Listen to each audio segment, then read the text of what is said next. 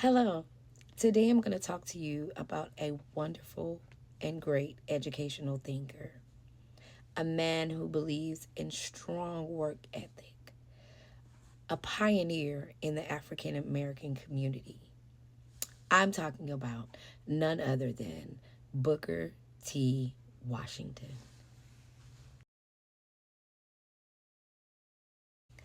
Booker T. Washington was born as a slave in 1856.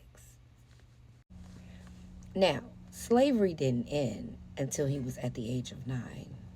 So he had to work the fields as though all the other African Americans had to do. But at the age of 16, he decided he wanted to go to Hampton Institute to further his education. You heard me? At the age of 16. And in order to go to this institute, he decided to clean buildings and classrooms in order to make sure that he can pay for his tuition. At Hampton Institute, he studied the philosophy of General Samuel Armstrong. And General Armstrong believed that the industrial education of African Americans is what will help them get out of the slump of being former slaves and, getting into the workforce. After he finished his education at the Hampton Institute, he began teaching in 1875. In 1881, he actually became the principal of the new historically black institute in Alabama. It was called the Tuskegee Institute, which is better known now as Tuskegee University. At this institute, he believed in creating a curriculum that is based on the perceptions of the living and working conditions of the African American in the South at that time.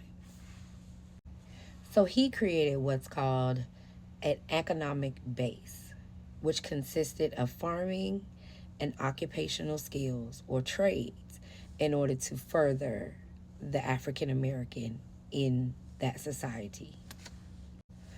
So at the Tuskegee Institute, he also offered other avenues in order for African Americans to be successful.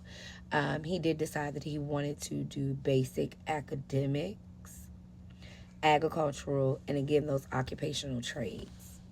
One thing he did discourage was law and politics. And that was because he felt that because Tuskegee was in the southern part of the United States where the Caucasian or white American was more prominent, that getting an African American into those politics would definitely make the situation a little bit more hectic and cause more strife.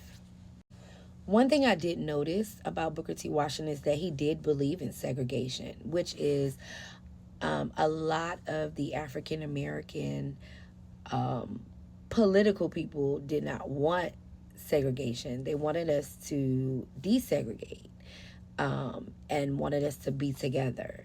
But he believed that if we just as African Americans increased our skills and our occupational trades, that we would be able to be on the same level as them, and we did not, the same level as others, and we did not have to be in the same area as them or live in the same neighborhoods as them. We could have our own section, and they have their own section, but we just dwell together separately. And this was outlined in one of his famous speeches, which is called the Atlanta Compromise. Again, he definitely believed that vocational, getting those trades, getting those skills is what will help the lives of African Americans. Now, later on, he did get into politics kind of unwillingly because of his prominent stance in the African American community. But his key was that education is the key to improving the lives of African Americans. The more education you have, the more information you know, the further you will go.